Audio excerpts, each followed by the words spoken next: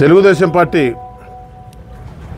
ముస్లింల ఆత్మీయ సమావేశం రేపటి దినం సోమవారం రోజు 22వ తారీఖు ఉదయం 10 గంటలకు పెన్నాల నగర్లోని భారత్ ఫంక్షన్ హాల్లో ఏర్పాటు చేయడం జరిగింది.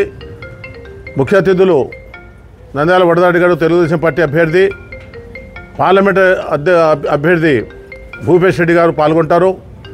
ముస్లింలందరూ పెద్ద సంఖ్యలో పాల్గొని మన ముస్లింల సమస్యల గురించి, జగన్మోహన్ రెడ్డి మనకు ఇస్లామిక్ బ్యాంక్ పెడతానని, వడ్డీ లేని 5 లక్షల రూపాయల రుణాలు ఇస్తానని, 45 సంవత్సరాలకి పింఛన్ ఇస్తానని చాలా వాగ్దానాలు చేసి వాగ్దానాన్ని నిలబెట్టుకోకపోగా మళ్ళీ ఒక అవకాశం ఇవ్వని చెప్పి ప్రసాద్ రెడ్డి గారు ముందుకు వస్తున్నారు.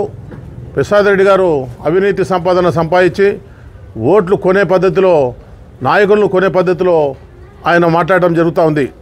కాబట్టి ముస్లిం సోదరులందరూ ఈరోజు తెలుగుదేశం పార్టీని గెలిపించుకోవాల్సిన అవసరం ఉంది. కాబట్టి ఆత్మీయ సమావేశము బహిరంగంగా బాగా తాండోపతాండవులుగా జనం వచ్చి జయప్రదం చేస్తే కొద్దిటి ముస్లిం సమాజానికంతా బాగుంటుందని అందరూ పాల్గొని ఈ ముస్లింల ఆత్మీయ సమావేశం జయప్రదం చేయాలని చెప్పి నేను కోరుకుంటూ, అందరూ కూడా తరలి వస్తారని ఆశిస్తూ ఈ సమావేశాన్ని జయప్రదం చేయవలసిందిగా కోరుకుంటూ సెలవు తీసుకుంటున్నాను.